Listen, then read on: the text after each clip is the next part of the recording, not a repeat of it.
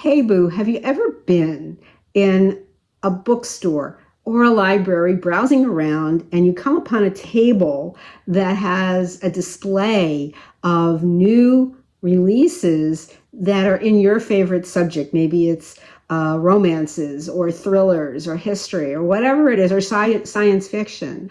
And you go straight to the end. You want to see how it all turns out. Well, manifesting is really a lot like that. It's jumping to the end. It's deciding in your imagination that you want everything to turn out a certain way, that you want to see how everything adds up and works out, and how the couple wind up together, or how the hero solves the problem, someone decides who done it, whatever it is. There is that knowing ahead of time how it turns out. And sometimes a lot of people, when they're reading, especially a thriller, they want to skip to the end. They're trying to guess along with it how it's going to go. Manifesting isn't necessarily about guessing, but it is about being in suspense a little bit.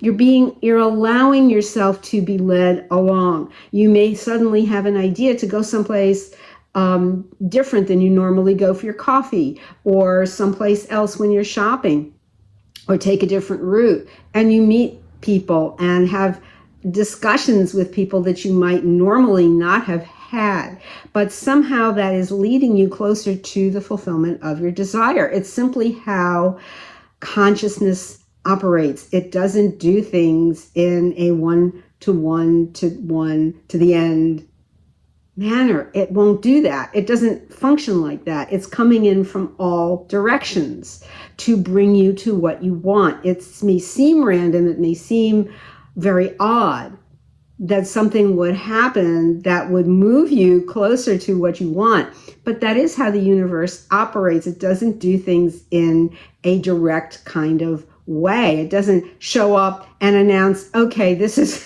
this is where you're going next. And then from there, you're going to this other place. And then you're going for lunch. And then you're going to have your desire. No, it's not. It's not that easy sounding. And it's not that simple. It's more like walking into a room and all your friends jump out and yell surprise at you. It really is like that. It's taking you into the unknown. It's, in a way, like going into an escape room. And life is really a lot like that. When we're thinking about our manifestation, it is taking us into a place where there are clues and elements to lead us somewhere else until we are free, until we have escaped from the room. But the reason we don't receive our manifestation in actual life and daily living is because we have a different idea than the way it's been already arranged. And when you have a different idea of how you're supposed to receive something and how it's supposed to show up in your life in any way, shape, or form, you are pushing yourself, you're in resistance to receiving it. You're in competition with consciousness. You are resisting the divine in yourself. You're actually fighting with yourself. And this is one of the reasons it's very, very difficult for a lot of you to be open to allowing your desire to come to you. There's a limited, fixed idea about yourself or about how you're going to receive your desire that makes it very difficult. You're locked into that idea. The idea is shaping your self-concept, your self-definition. And it makes it very, very challenging. The universe gets fed up. It says, okay, it's just slowing down the process. It's not going to come because you're fighting. He's fighting himself. She's fighting herself. They're fighting themselves. Whatever it is, they want to change the reality, but we're not allowing room for that to happen.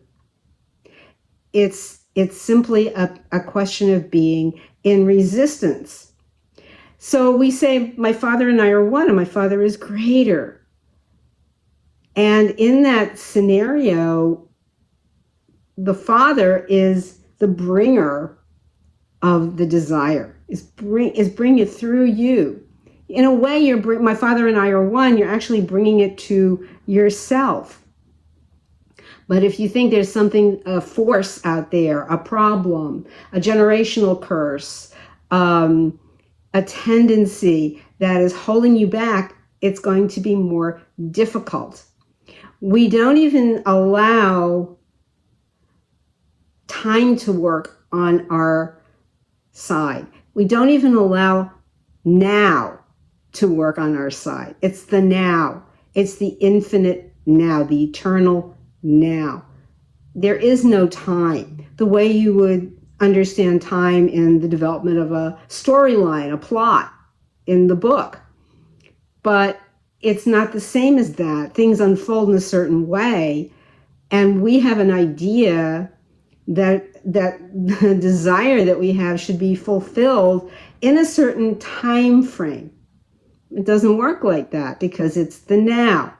But the mind can only handle some kind of time frame. It doesn't have the room.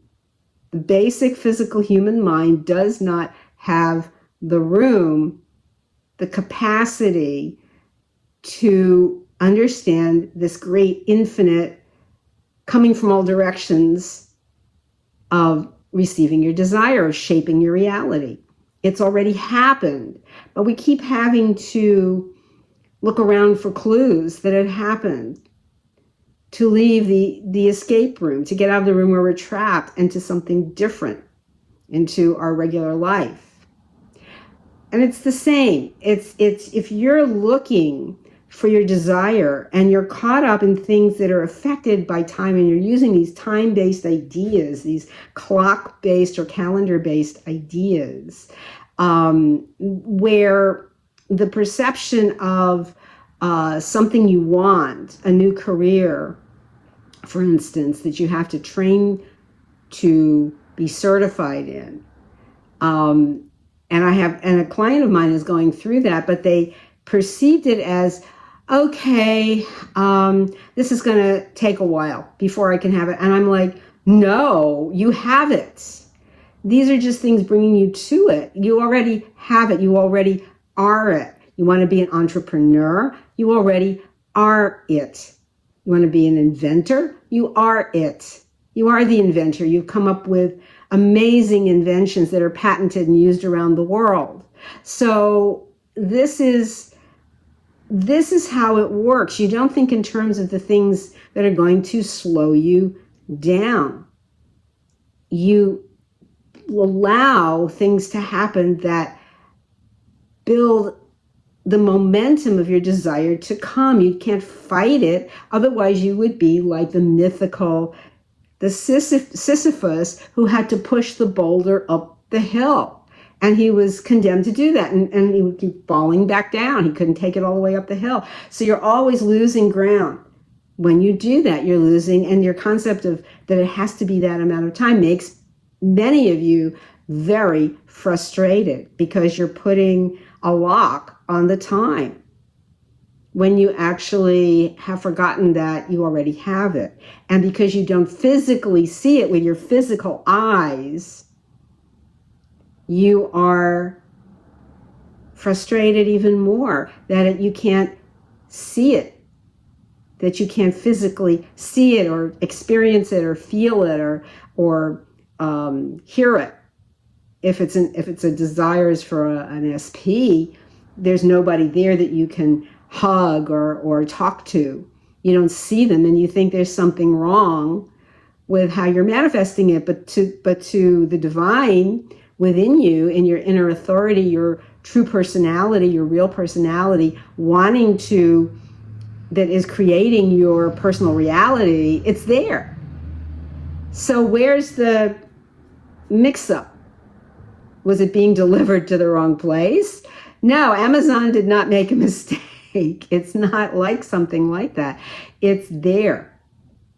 But if we do not connect deeply with who we believe ourselves to be, who we want ourselves to be, that has that, where is it going to go? It's you have to know that what you want, whether it's being a partner who has a wonderful SP in their life, or whether it's having the money or the career or the house, the car, any of these things that are going to make up your personal reality, then you must know that you're already in that personal reality, feeling what you would feel as the person who already has that. Because otherwise you notice the difference right away. You're anxious, you're frustrated, you feel uncertain and judging yourself. And if anything that's like your habitual way of talking to yourself, or feeling that things are always difficult for you, that you're following this tendency, you're choosing the tendency over choosing to have what you want. Because if something is you're not aware of, it's a pattern. This is as Bashar says it, but if it's something you know that you have the pattern, then it's a choice. Then you're literally choosing not to see it or feel that you have it. You're choosing not to see the fulfillment. The fulfillment is already within you. So in a sense, that's already the end of the story, that you are fulfilled in every possible way. That you don't have to know how it's coming, but that you are fulfilled in having it. And the more you do that and let go of any other thinking around it, any other doubt or hesitation around it, the easier and faster you can have it. You literally could say it's instantaneous. There's nothing impossible about having something instantaneously. I mean, if you wake up in the morning and you're imagining having a delicious breakfast, you're smelling the breakfast cooking, you might be smelling the bacon sizzling in your mind, or hearing the coffee being dripped or whatever. You're up because it's exciting. You know that breakfast is out there and you're going to get yourself to it. You might hear the bubbling of the milk frothing in the espresso machine at the Starbucks, whatever it is that gets you excited and up and dressed and out the door. So that's already like, wow, you found the clues to in the escape room. You got out, you escape, you're out, you're free. You're going to have that wonderful morning drink, your morning tea or latte or whatever, and your favorite sandwich in the morning. So in a sense, that's another form of that. But in the greater sense, in the cosmic sense of looking beyond that, it's the same thing. What you're imagining is literally the clues that you're finding. You're leaving the clues for yourself, the breadcrumb trail or whatever it is. It's going to excite you and ignite your desire to come. It's a very simple process. It's almost obvious, but we tend to believe it's difficult. It's meant to be easy. It's meant to be smooth. And yes, it's entirely doable, but and the only way it's not is when we decide in advance that it's difficult. It's like, we decided the plot is very challenging of that book. And a lot of books are structured that way, that there's a difficulty that the protagonist has to overcome in order to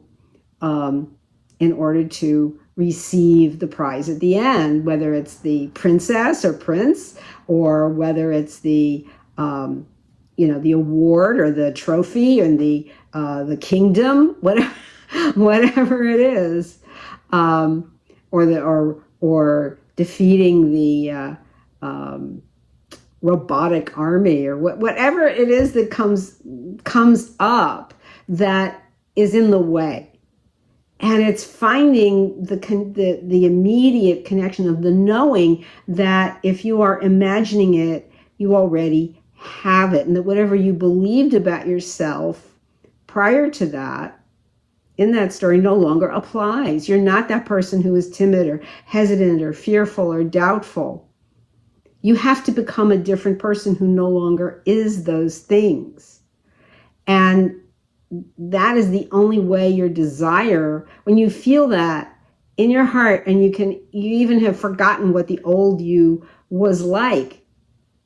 You escaped, you got out of the escape room.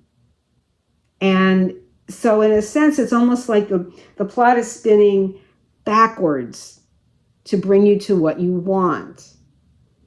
And if you think about it a second, bear with me, stick with me on this, you are feeling that I've imagined having it.